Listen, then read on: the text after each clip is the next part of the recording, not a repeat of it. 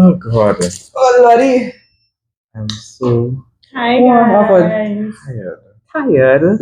It's like every day I am fighting on people on my views. I don't understand. Oh yes, y'all. We know you're busy.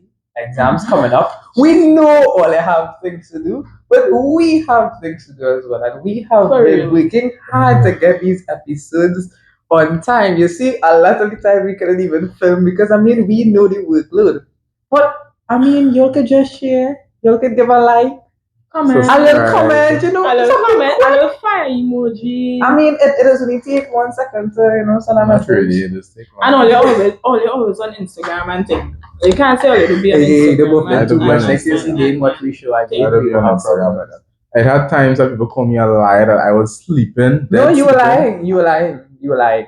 I was not. People, when you're on Instagram, enter the scene online with a green dot. I'm not even going through this at all. And the thing is, even when you message the green dot, stay there. Even first and foremost, I was sleeping. You're lying. So IG lying. Anyways, let me lying. There are institutions, well, there's a particular institution that basically decided to call me a liar earlier this week. Well, you see, these things. Because apparently I get an AR hold, and I know I send in everything, but the institution decided to call me that I am a liar, that I didn't send in documents, that I sent in documents wrong, and I can't even access my basic online format. What institution? I don't know that institution. I don't know. Well, good. Once I don't know the institution. I feel like I've been affected too. You've been affected by the institution. By that same institution. Well, what institution are they with? It's an inside institution. You don't. Right. So, my institution has treated me good. Congratulations. I gave back extra money on kind of thing. Big up you, Papa, yeah? Cannot relate. Cannot relate at all. So, anyways, ladies and gentlemen, we have a special treat. You can see how the room set up. Oh, nice. Finally looking good in this episode. I don't know why I'm honest. I want to basic. No, that blouse looking nice. Not basic. It's nice. No, that blouse looking nice. Hello. With your basic black thing. Don't be doing my coaster. Basic black thing. Your basic black shirt. Because you know what's going on. What's going on? No, the funny thing is... You're not rampant? You see how I look? The funny thing is, I was going to put on a blazer, but I was like, Amaris, you know what? That might be a little too much. I say, that'll be a little too much. So let me just put on a little... No, but this blouse, this blouse is good. No, this blouse is good. Why you so? I just... Don't disrespect my coaster again. This is why this is disrespectful. We agree to something. We agree to have a formal way. Anyhow, so we should have a formal setting. This is not our permanent setting. So we have a special guest today. Very, very special guest. You know him, you love him. Well, I don't know who he is. You know him, you love him. And if you didn't grade it properly, you probably hate him. So, yeah. No, me do. So basically, our topic this week is Venezuelan migrants versus asylum seekers, and we're going to have a very interesting discussion on it. So we're going to talk about illegal aliens, we're going to talk about migrants, we're going to talk about the government, we're going to talk about all sorts of different things. Oh, okay. So, and how we should treat people. And if we should treat them with humanity. Okay. But talk about not as aliens. Okay. Well, if I Trump treating we good. You see how he revoked the license for the gas or for pumping gas or whatever from Venezuela? For what? First and foremost, that was going to die. What was going to do? Why was going to die? I don't even because the entire gas deal was dependent on the United States. I don't even want to talk about Trump. Every time I hear Trump name, is when he drop 100% tariffs on China or something, they come back and drop like 85%. That's crazy. Imagine a whole war. No, I love this war. China said this means war, and I agree. No, they don't love it too much because they don't know where it's into. But he boiled out. That's true. No, but we are going to be affected. That's the thing. From the time that the war starts, we was going to be affected. He remove it. And they just me personally, but the rest of the world, I think we just need to get together and stop letting the US control. He can't move it too much. Yeah, well, too much. The ink can run out yet. This is why the US is a powerhouse, and we are just the glass. A powerhouse because states. A powerhouse because we as countries in the world make them a powerhouse. That is true. They need the rest of the world, Literally. when you think about it. That is true. That is true. Imagine as a Caribbean region, I don't believe that we need the US. No. They need us. We are the man force behind. Well, sure. Listen, we might need other big nations like China and things, but need the US. Yeah, I don't think we do. We dependent a little bit, and that is because of history. Imagine they changed their That is literally where our forex come from. Forex is literally what our resources made of. And they need China. Listen, imagine they're educating their citizens now. False history. Changing the history of what went on. No, it's upsetting. When I find out, I was appalled. Anything I hear with Trump, I just be like, I just watch it, I just listen to it. But no, it really upsetting now. All right, okay, good. It's time we third world countries stand up together. No, for real. That's a serious thing. Imagine if the whole Caribbean come together. You know how big we will be as a powerhouse? Well, I mean, we try. No, that's the problem. We ain't trying hard enough. Bacchanal in politics. We ain't trying hard enough. I mean, we tried and the Caribbean leaders, this one is for all you. Right we now, need... This one is for the Caribbean leaders. We need to try a little harder. As future Caribbean leaders too, we need to try a little harder for integration to work. Come together. We're not trying hard enough. Correct. Stop with the fight down. Amen. Everybody equal. Anyhow, circling back. We have an interesting episode, Venezuelan Migrants versus Asylum Seekers. We have a very special guest. One of the best lecturers. Hopefully you can probably, one of the best lecturers in a particular faculty. The best lecturer. And I really hope that you all shut up. I really hope that you all will tune in, like, share, subscribe, tell a friend, tell a mommy, tell a papi, tell a uncle like, share, about it.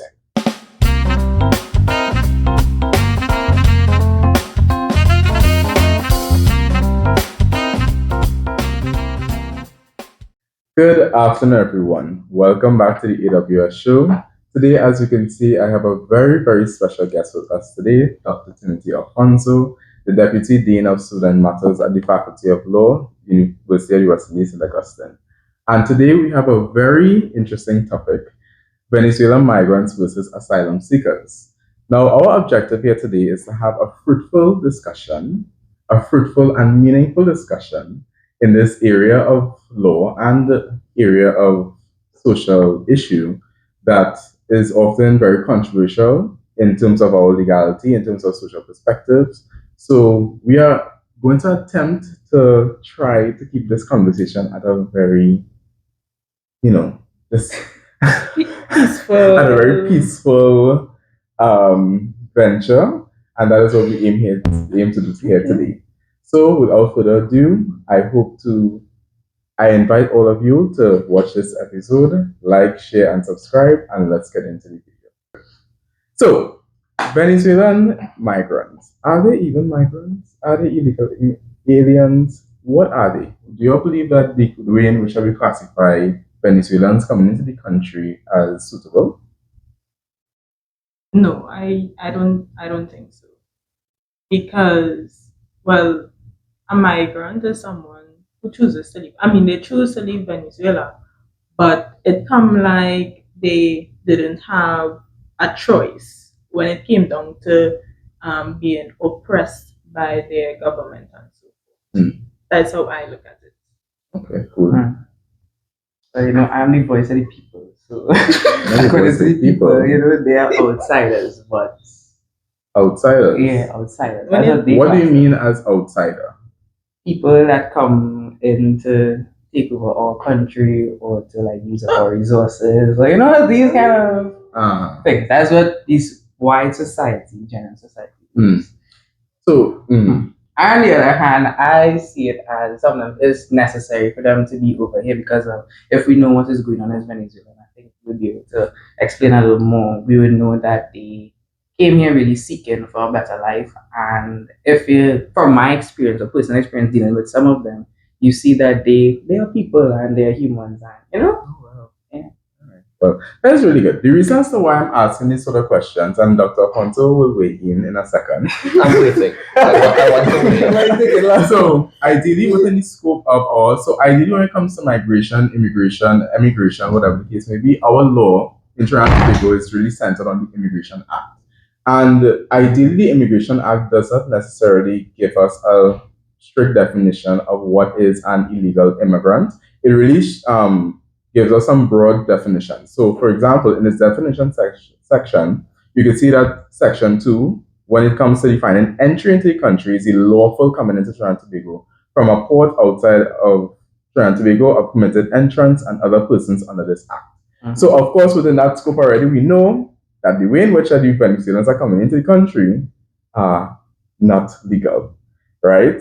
And also, I found this section 8, to be very interesting, which is speaking to prohibited classes of persons. So the section reads as this: except as provided in subsection 2, entry into Trinidad and Tobago of such persons described in this subsection other than citizens and subject to subsection 2, residents is prohibited, namely, persons who are idiots, imbeciles, feeble-minded persons, persons suffering from dementia, and insane persons who are likely to be in charge of public funds, persons who are dumb, blind, or otherwise physically defective or physically handicapped, which might endanger their ability to earn a livelihood or render them likely to become a charge on public funds. And ideally, this section goes on and on and on. So in terms of a permitted entrance, they also list tourists, visitors, etc. Now, when we talk about the law, do we believe that it's adequate in terms of its framing of who is an immigrant, who is an illegal entrant, etc.? Okay, so I wanna jump back to that first question. You used the word illegal alien, I think. Mm-hmm. So I think it's important in any conversation involving law and how law interacts with vulnerable communities that we get language correct. Mm-hmm. Mm-hmm. So a migrant is really anyone who is not in their home country or their country of origin. Mm-hmm. So that means there are Trinidadian migrants abroad, and we focus a lot on Venezuelan migrants, but that's really because they present differently from the majority of the racial population in Trinidad and Tobago. Sure. But they are migrants from all other countries. So, and when I say other countries, I mean people who are in Trinidad who are not in their country of origin. And they come from West Africa, we have other Caribbean territories, as well as other South and Central American persons who come to Trinidad. So those are migrants generally. And that is not a classification of legality, it's a classification of status and origin. When we start thinking about things like refugees and asylum seekers, that is where we start talking about the issue of the legality of someone being in our country. And refugees is a status determinant. So anyone who's entering on a country on the basis that they fear persecution in their home country, they can apply to be considered a refugee. Before they are considered a refugee, they are an asylum seeker. So they're seeking asylum.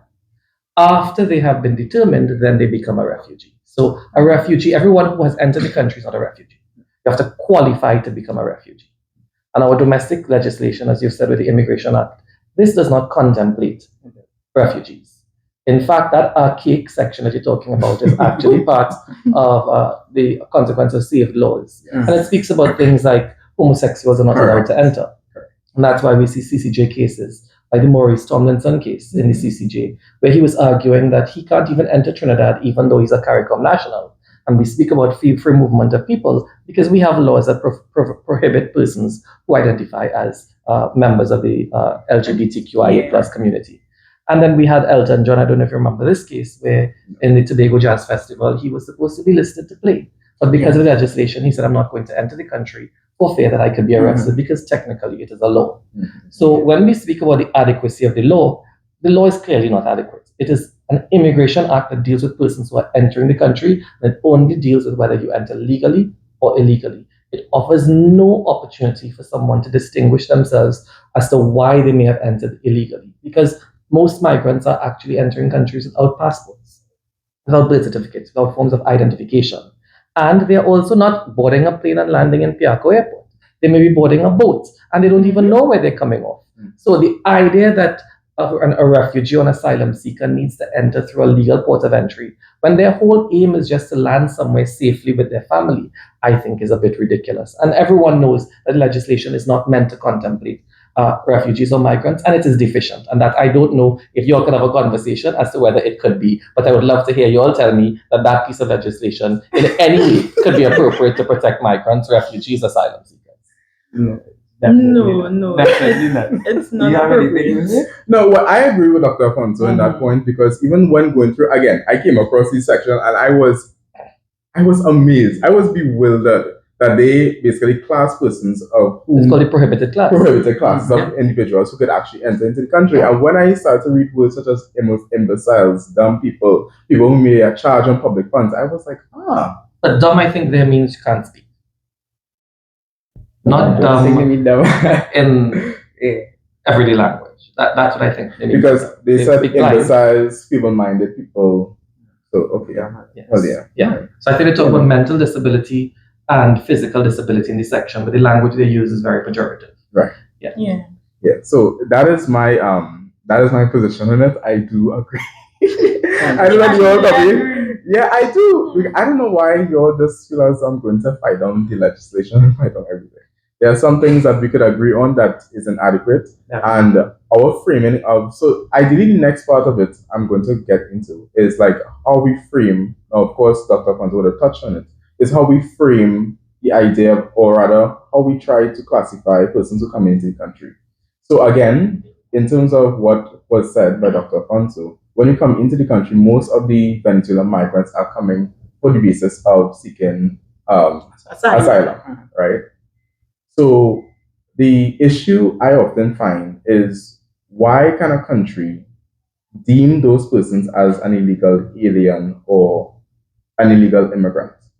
Or how do we get to that point of classifying them as such? I get lost every Is it that you're asking what is the legal mechanism? Because anyone, if the law, all countries have a legal way to enter the country. Mm-hmm. And once you don't meet those basic requirements, then you will be considered to have entered illegally. Right. What the Refugee Convention or that framework seeks to do is provide an exception for why someone may enter through unconventional or illegal means. So it legitimizes the illegality of the entry. So in the context of that is the question, why countries make it illegal in the first place? Is that the question? Ideally, yeah. It's like, okay, because we understand that a country has the ability, as a sovereign nation, all countries have the ability to determine what laws that they have, etc. So I guess the basis of my question is, why can they do such? Or why should they be doing such? If it is that they, as a country or as all countries, we want to ensure and provide humanitarian aid and all these sort of things, why should we be looking at people who are coming to seek refuge or asylum to deny them that opportunity? Well, not everyone who comes in illegally is entitled to the status of a refugee. Mm-hmm. So, and again, we focus a lot on Venezuelan migrants, but there are other persons who also do it. In fact, in the reverse, if we were to flip the script, the UK has decided to adopt a visa policy for Trinidadians because too many Trinidadians are entering the UK seeking asylum. Yeah. So it's the same thing in reverse. It's regulating the persons who are coming into the country. Now, the Canadian model is a unique model.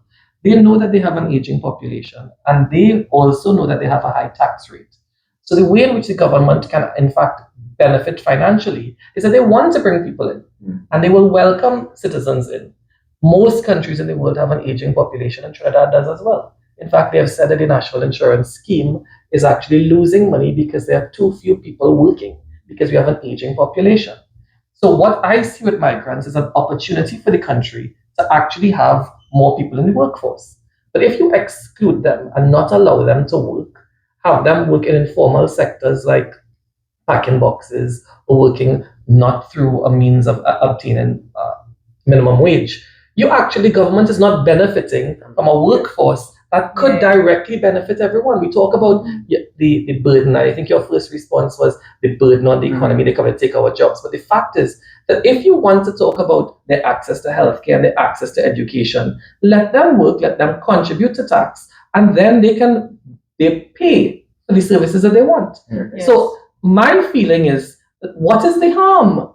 I do remember to actually bringing this up in class, and many of us had contributions because I'm sure you did.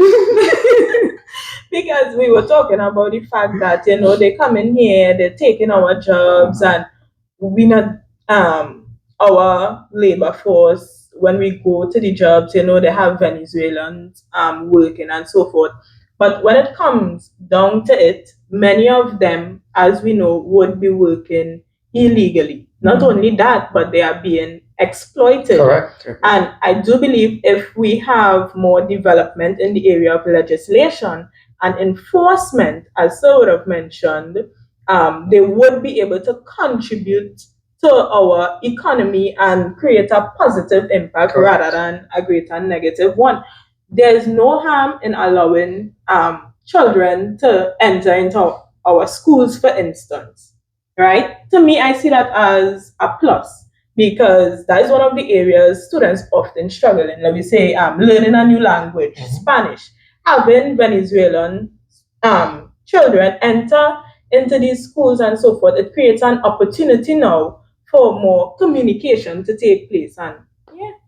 And the thing is, even many students, or I should say many, but some students in our class, they would say like, them Penny shouldn't be here, or they're nasty, they're dirty in the place, and that kind of thing. And if you place for yourself, we do it for ourselves. I want to know. I didn't have that perspective. I know the thing is, they are good people, and they do work that even the main Trinidadian will think is degrading or whatever. So if it's like a good job of working on the garbage truck or doing some yard work or that kind of thing, yard meaning that you're getting tax paid as well, but is not work that the normal Trinidadian will say, well, I shouldn't be doing that, I poor people work and that kind of thing. They are still benefiting society in that way, and I see that as a good thing. But when we're talking about the law and our immigration act, I think we need to go into like looking at how our legislation doesn't even provide for these Venezuelans or migrants coming in unconventional.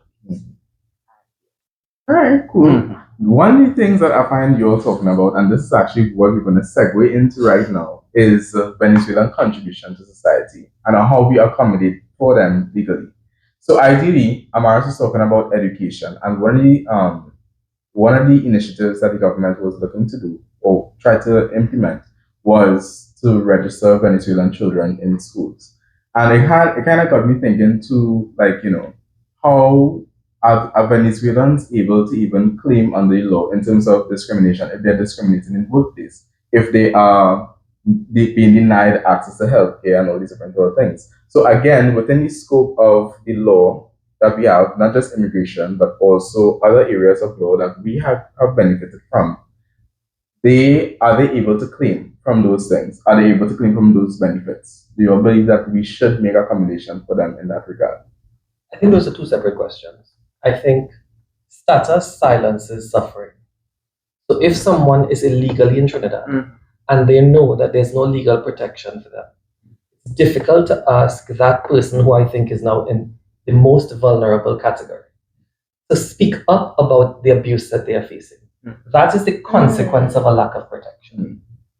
Because someone who is not here lawfully, and they know if they go to the police, they may very well be arrested and maybe deported. That person is not going to say, I have been forced to work every day, 10 hours a day, 12 hours a day, and I don't get paid. Or the employer said, I don't have money this month to pay you. Or the landlord says, after you lived here and I collected your rent, I'm going to kick you out and keep all of your material, all of your house, all of the appliances. Or a young girl who's been sexually abused or sex trafficked. Who does she go to? Can she go to the police and say, hey, I have just been locked up in a room for the last month and I've been used for sexual favors? All they will do is say, what is your status? Where's your passport? So if you can't see beyond status, exactly, it must be, and the law does not protect them in that vulnerable space, then there is no way for them to be able to access the protections that I think that they deserve. And I think that's why we need to go back to that status discussion, because if we look at, there are laws to protect these migrants that come in, as we said, the 1951 Convention. Correct. Article 1A2. We look at how, if you have a well-founded fear, as Sue said, based on persecution for race, nationality, religion, political group, that kind of thing. The thing is, if it is out there, we have it in the UNHCR, we have these things, why isn't Trinidad adopted? Why? That is the question. That's the question. Why do you think, and I think legislation is passed by governments who represent the people. So it must be that government feels that people believe that this is the law that should stand and there should be no protection for refugees. Do you think that is in fact a fair reflection of the national view? Okay, so me personally, I don't believe that, when it comes to lawmaking and all these sort of things, I think that legislators are often very slow to catch up with the social realities and social economy, right? So that's my starting point. I believe that only on human rights issues. So I have a point. Because you on mentioned financial issues, legislation will pass immediately. And you mentioned slow, but every time I research something in regards to human rights issues and so forth, I always see the problem with enforcement and not necessarily with the law that is already in place. I mean, we have laws that must be updated, yes, but there's always a problem surrounding enforcement. Well, I get you there and I agree with you there and I completely understand, but I don't believe necessarily that the government is. I do agree in some, I guess, I don't know. I guess in human rights issues they are. And this is not a political discussion. Right. Because the law has been the law since the law has been the law. Correct. So we're talking about successive administrations not interfering with this. And there must be a reason why death penalty is still on the books. There must be a reason why these, I know your views on it. No, the point I'm making is beyond talking about savings law clauses and the constitutional protection, there must be a reason why this is allowed to continue.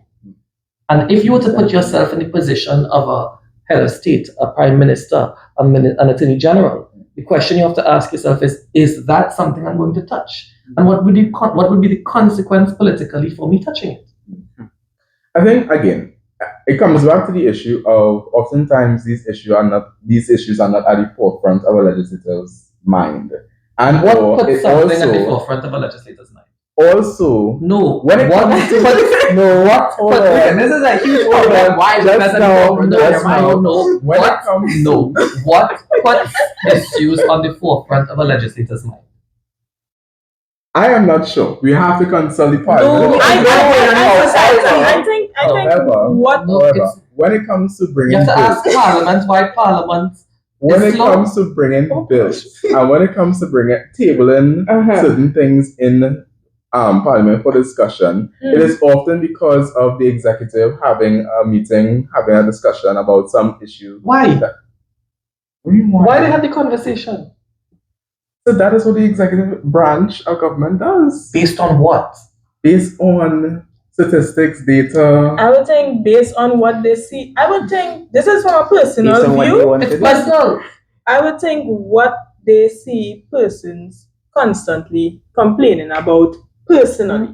Don't you think that? If you think about it, they have certain things Trinbagonians will just complain about all the time. They will complain about they will go to the hospital and they ain't getting enough service. The service too slow, or they want more food cards. They want more social grants.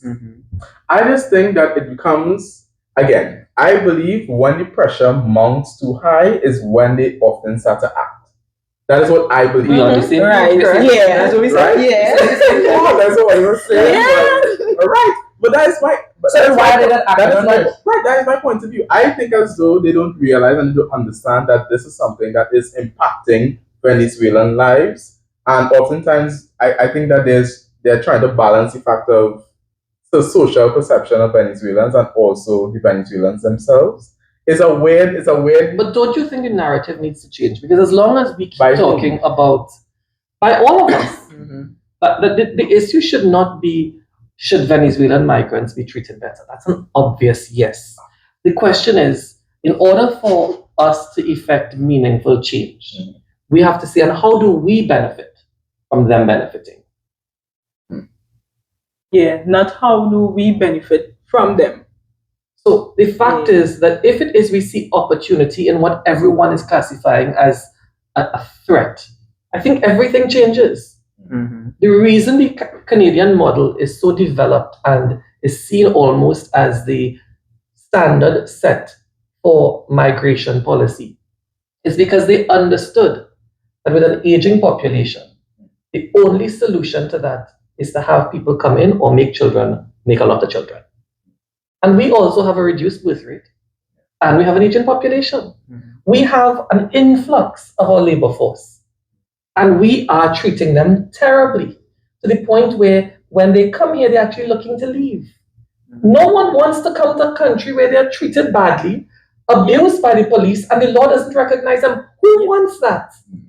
When they could come, their children could be killed in the boats by the Coast Guard or drown on the short trip from Venezuelan coast to Trinidad coast. Who wants that? And we make it seem as though they sit down and they say, I want to go to Trinidad and live the life. They want to survive. And if Trinidad was where Barbados is, they would want to come to Barbados instead. It's just where we physically are. And I think there's an inhumanity in the way we approach things because we don't put ourselves in the position they are in. Because Trinidadians cannot see themselves in that place. That's fair. Yeah. And the funny thing is, I just actually put myself in the position of them. I just look at it like, if I decide to, go to the US today, or go to England right now at this point where we are in society, I personally would feel unsafe because of the way they are now operating with England with this whole visa situation, and then Trump with this whole, I would call it racism. It's racism. The things he are doing is racism. I will feel unsafe. So I can only imagine how they are feeling coming here by boat, and then the possibility of going on a boat and you're not even sure you're going to reach the destination. So, yeah. I think we go against major laid out international laws. Well, that is within our right of a sovereign state. Go ahead.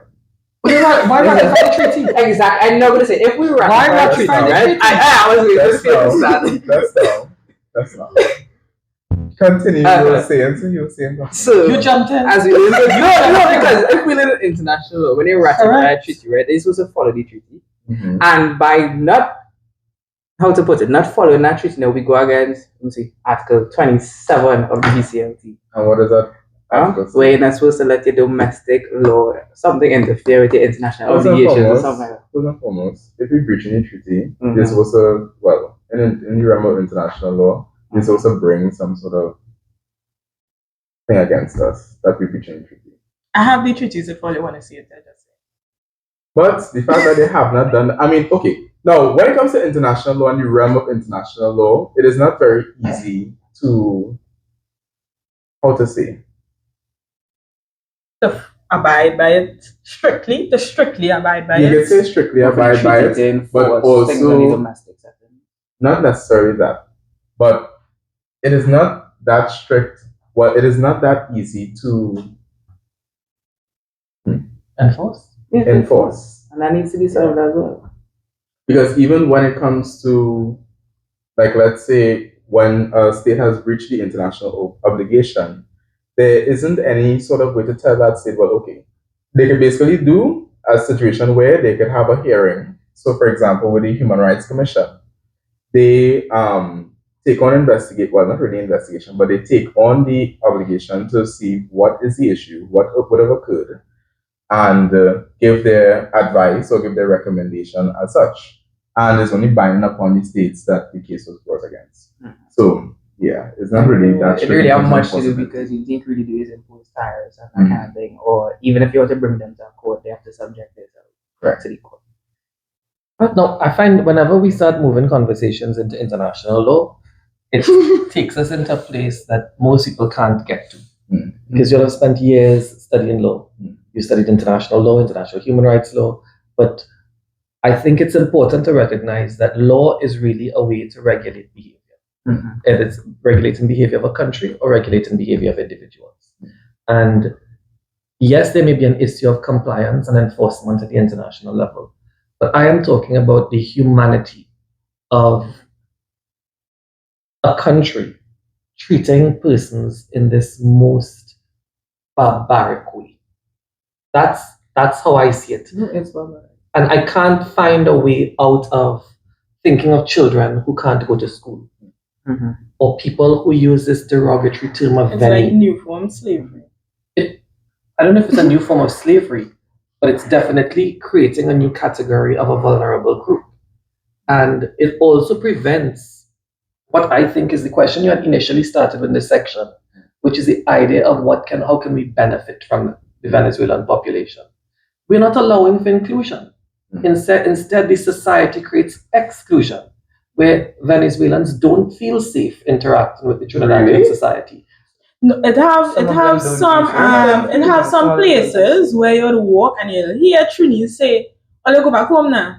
Okay, boss. One question. I heard that you said that the term Veni is. I think it's derogatory. Derogatory? I do. So let's think of a term. Explain. So because we it say depends it on in how a we way. use it, how the word is used. Yeah. So I find whenever you shorten or you create these terms to describe a group of people, and let's use, when would you use the word Veni? When you see someone, you never use it for someone that you actually know the name for. So you'll use a name. Otherwise, you're categorizing someone by race, how they appear. Yes? And then when you start putting Veni, use in a context of all Venis come here to take jobs. All Venis come here to take people's man. All Venis come here to commit crimes. The fact is that the term is now being used with a particular group or particular trait that you attribute to the group. So now the term Veni is now being used in a pejorative sense. And it's a danger when you start ascribing a term to characterize all persons in that group. That has been done historically. It didn't end well. So I don't want anyone to call me Indian, mixed man, black, African, Afro, Afri. Does that make it good? Do you like to be called a name to characterize you based on everyone in your group? Is that appropriate? It's like when they say all man is dog. No, you can call me man. But the point I'm making is that I do really, think you need to deconstruct this terminology. And that's why I started by use of language to describe vulnerable groups is an important part of education. Let a Venezuelan come and tell me that they like the word Veni, then I will say, okay, I'll back off. Until I hear that, I think the person's name should be called, or you can say someone of Venezuelan descent. It's like you're excluding them in society and just like it's othering them. Yeah, that is what it is. It's funny, so I should say that because I was actually watching this video, reality thing, right? And this man, he's actually a congressman or something like that for a particular neighborhood. And he was... Where? In Trinidad? No, abroad. Okay. And he was actually watching a video where the woman said, you should hire me because I'm black. And he said, no, I don't want somebody to hire me because I'm black. I want you to hire me because of my intellect, because of what I know, because of what I contribute to society. Yes. When people see me, they must know that I am for the people. Not because I'm black, I was given the position. See me as a person. Okay. First and foremost, in society, that is what we do on a constant basis. What? We do. We other people. And that is bad. People in, is it right? Normalizing violation is not good. We never say when we say Venezuelans alone. That's what I'm talking about. Weed. Okay. I agree. So We're not even on the example, questions anymore. I know. That's okay. That's okay. We have another discussion. I was expecting this. So, for example, it has I started. don't know. Let me skip that. No, go on. If somebody were to see you, Dr. Affonso, right, they would immediately think that you're a 1%. No, that is through your lens. So I remember Dr. Affonso said I'm black. Exactly. Because I think, if I go in certain parts, like I just came back from Washington, and the people in the competition said, "Hey, Punjabi." What's a Punjabi? Somebody from India. The point is, and if I land in Miami, they speak to me in Spanish. And if we go India, it would be something. Okay, but different. this is the point. As society, as people in society, we other people As Trinidadians in society or as people? As Trinidadians in society. Correct. We classify people and all other societies as well, especially in the USA. It is worse. So we need to stop. Okay, and I understand that. So we hear the word reds, or we hear the word red man. The question is, when you hear the word red, is there a connotation of negativity behind it? No, yes. I don't know if there is. No. When you hear the term red woman, okay, like red woman. Yes. There's negativity. I don't know if there's negativity, but it's definitely a marker used to describe a race. Mm-hmm. Correct? When you hear the word Veni, do you think there's a negative connotation to it? In how you use it? When I hear the word no, but do you think it could be used negatively? I think it is. When I hear the word Veni, I just hear people saying, only go back home now.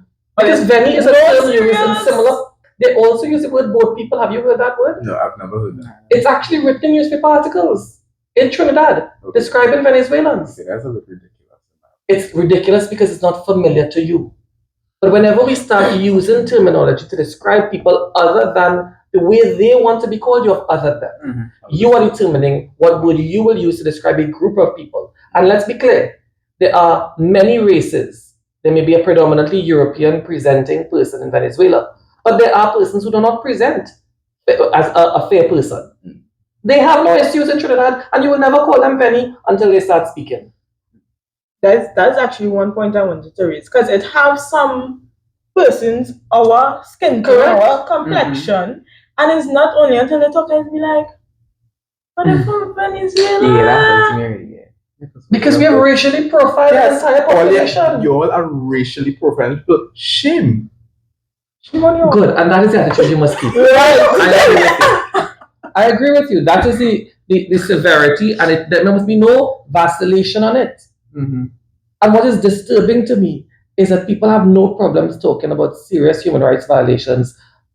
We are not a population of people who grew up from Trinidad. Nobody can say they're from Trinidad. We were brought here. I was brought here. People were brought here. The only people who are from here are the Kalinagos, the Caribs, the Arawaks. You understand? Okay. But for all of us, we were brought here. You understand? And we all have had to struggle to find our place. And what is disturbing to me is that there has always been a connection between Venezuelan culture and Trinidadian culture. Our parang for Carnival, for Christmas, where did it come from? We don't wake up in the morning and start speaking Spanish. It is our Spanish ancestors. Or pastel has roots in corn flour. We don't cook with corn flour. That is our Spanish heritage. How many places in Trinidad have Spanish names? Manzanilla. You understand? So when we start talking about them as though they've always been part of who we are. So what is this absurd xenophobia that we have as a people? We have a diverse society. We wanting population. We want, or a taking population. We want things. But as soon as it boils down to us helping them, is a problem.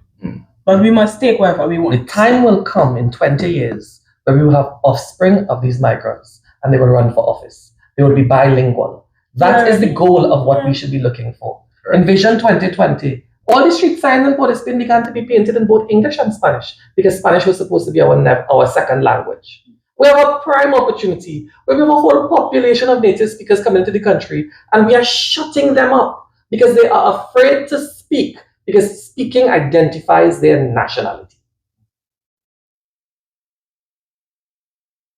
Sorry, those are some of my ways that we can borrow or benefit from Venezuelans if we were to allow ourselves to share from them. But I must say, there are some persons who are more accepting than others. Because, for instance, there are moments in time where I'll be traveling and, the Venezuelans will be in the maxi. Some of them, they don't know English all that well. And you'll see the maxi driver at least attempting to speak a few Spanish words to, tell them how much they have to pay and so forth. And I find that to be something very positive. I agree. Rather than having the person who says, I don't have to learn Spanish. You come to my country, you learn English. That's like a United States take point. No, we don't need to talk about United States. Trinidadians here do it. That's how they. But yeah, so let me move along the conversation, right? Yes, you pull back up, No. Okay, can I go with that? So, human rights and human rights violations. So, when we talk about Venezuelans are here in the country, oftentimes they are caught by police officers and they are placed into certain, deportation centers. I think. Well, detained. They're detained in different spaces. I can't really use it in deportation. Well, I don't know if we don't have something called a deportation center. We have immigration detention center. Okay. And then there was the heliport where there was not supposed to be a detention center. Oh, yeah. And that was court sanctioned. Court said that. So I still think it's just a detention center. Mm-hmm. But what usually happens is that they end up staying there until they are deported. And this is where I'm getting to. So ideally, the conditions, as we all know, or as I would think know, is that the conditions at these centers are deplorable, very deplorable. So, and in terms of, oftentimes in our legal system, we have been seeing a lot of attorneys representing Venezuelans, especially Venezuelan children, try to seek legal action and legal recourse. So, do you believe that the judicial system in Trinidad and Tobago is moving way faster than our legislative branch when it comes to protecting migrants, the Venezuelans in Trinidad and Tobago? Definitely. Legislation hasn't been. I mean, I agree. I think that's always been the role of the court. The role of the court is to respond in real time to issues that arise, and the court has always done that, and they continue to do that. I mean, there are judgments from Justice Rahim, and we have Justice Kokaram, and they've all spoken about this idea that these persons are entitled to certain rights, even though the legislation is slowing down. I mean, imagine the court as almost a warrior in war, and you keep giving them empty guns, and they have no ammunition. That's what it is like giving a court a legislation that is archaic and not up to date with human rights. But still, the court is pulling out little guns and little sharp stones and trying to fight the fight that they can with the powers that they have. But imagine giving them real legislation to protect the most vulnerable. That to me is what the court is trying to do, and it's obviously going to be much faster. But I still have to come back, and I question it a lot in a lot of the research that I'm doing. Maybe it is that the views that we hold are really the minority view, that the majority of the people in society genuinely don't hold this view towards modifying the Immigration Act. And and I would say it's because they are unaffected by it. It's only when Trinidadians become affected, or people, human nature, become affected, that we begin to say that there's now a need for change. I think some of them are unaware about it as well. Is it though? Is what? I think people are unaware. Yeah, a lot are unaware, and they're ignorant to the fact of how a cake of the Immigration Act as well. Before you just saw the section.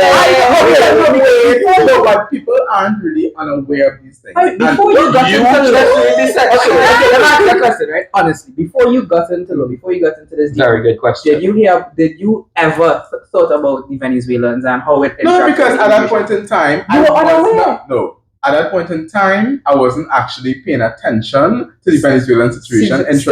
Why? Because you were ignorant. No, because I wasn't paying attention to the news. What I'm going to say here now is very important. Do you know there are some people who didn't know that we have a constitution and it is our supreme law? What do you mean we so we always talk about the constitution. The news. So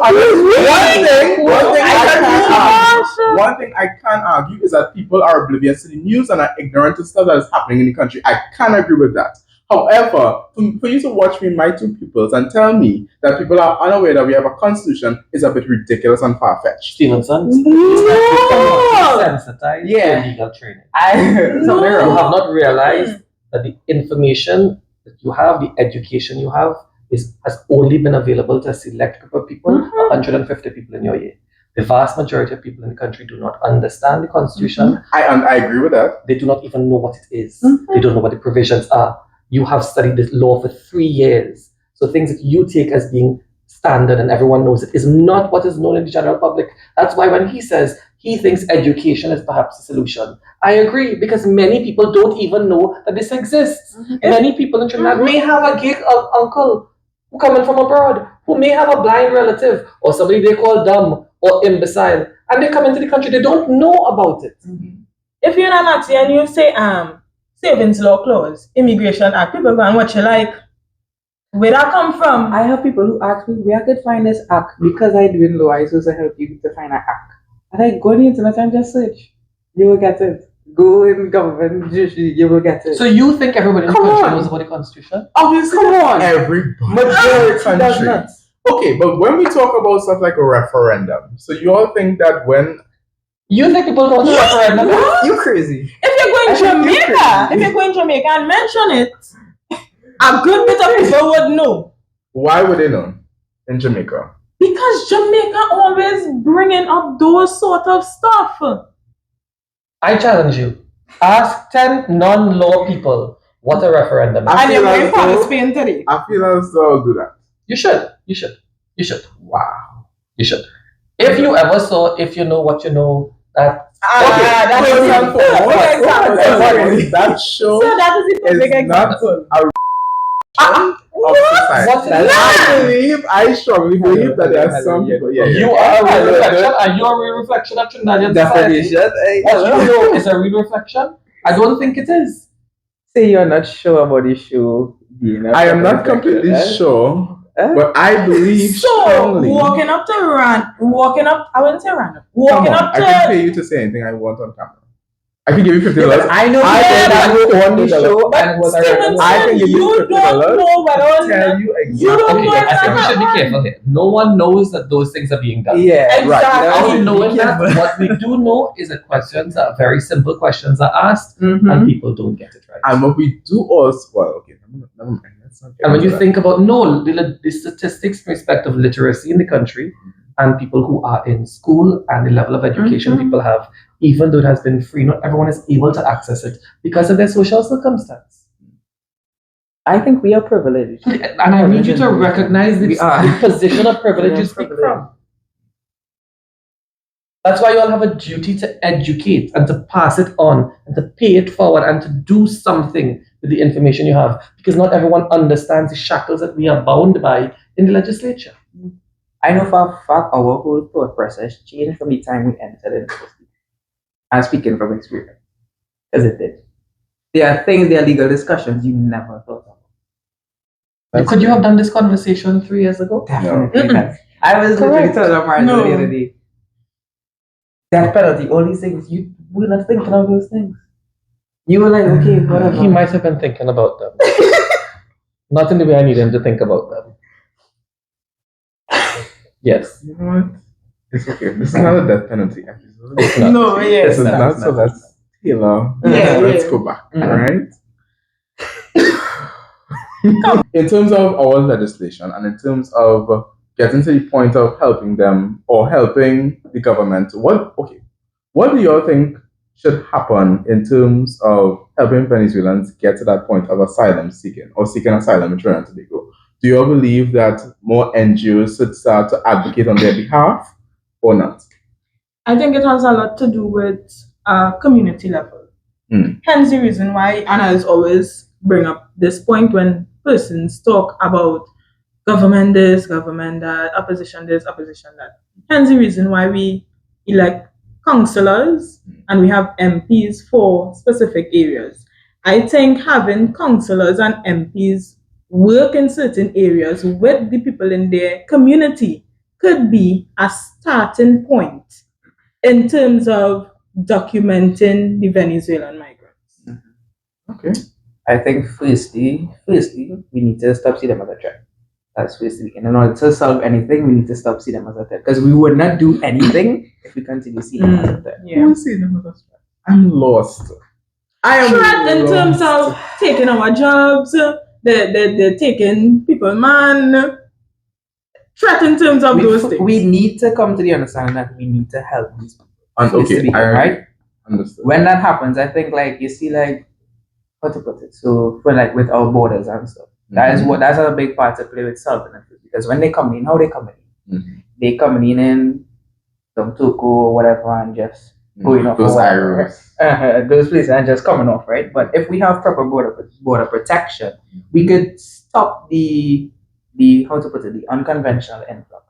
I guess that could help solve the problem. Even though we would still want to protect them, even if there's unconventional measures of them coming in. But if we get it to the point where we could have a proper system, I guess, put in place for them to even come into this meeting. We could start solving the problem. So where the government has lacked, do you believe that the community, as Amari said, should step in?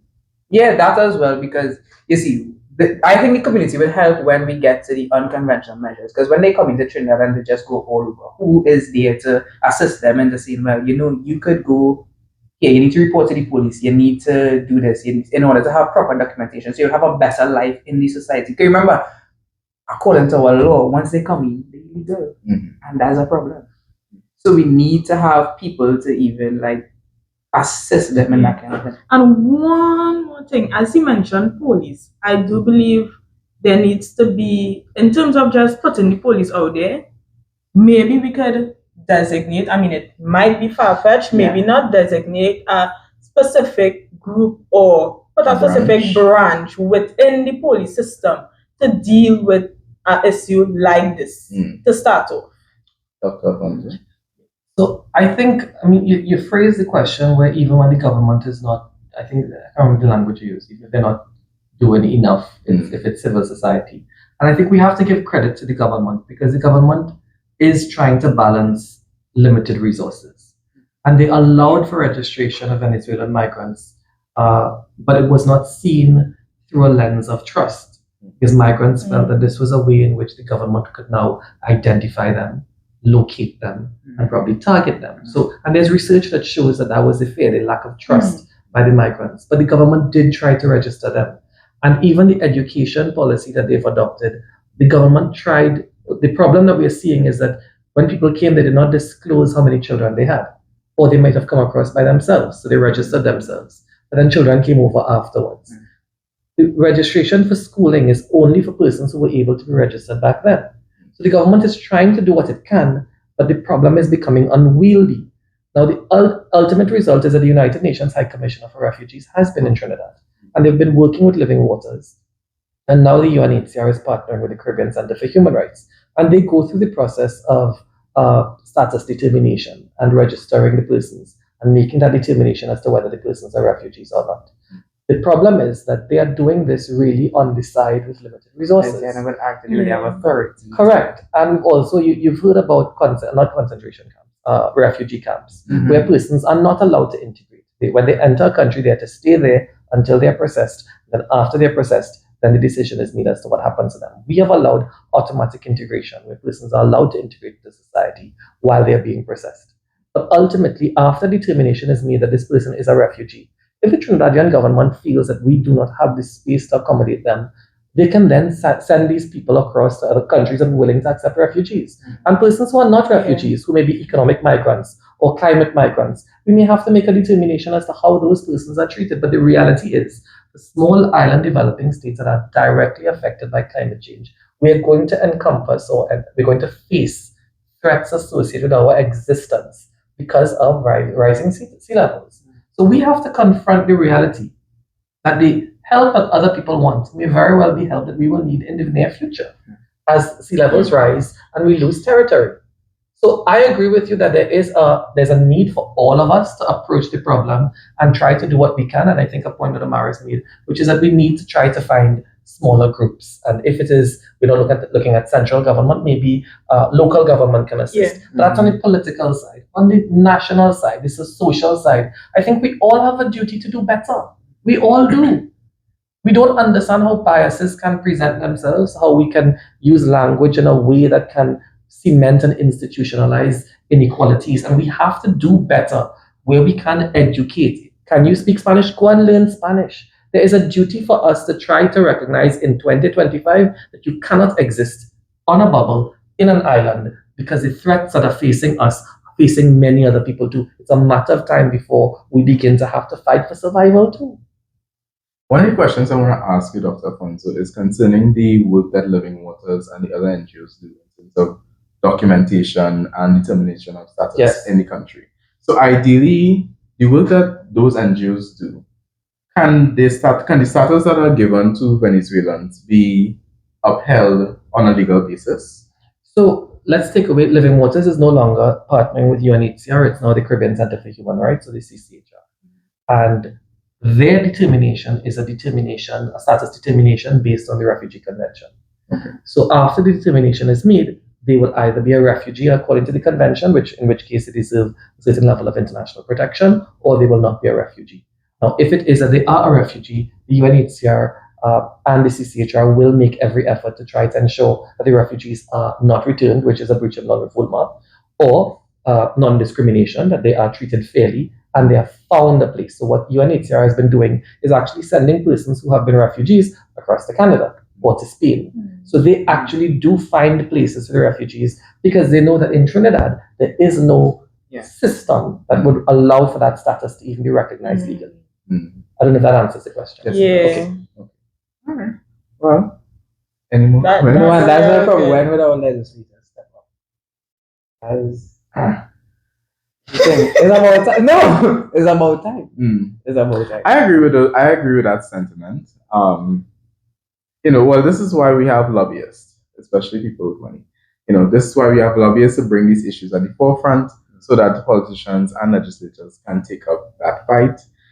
And as Dr. Affonso and Amara have suggested, if the central government can't do it, we as society must take up that burden to a certain extent. So, ladies and gentlemen, with that being said, I would like to conclude this episode. I really hope that each and every one of you will have enjoyed it. Special thanks again to our special guest, Dr. Affonso. It was fun. I'm glad that it was fun. So we will see you on the next episode, whenever that will be. Goodbye.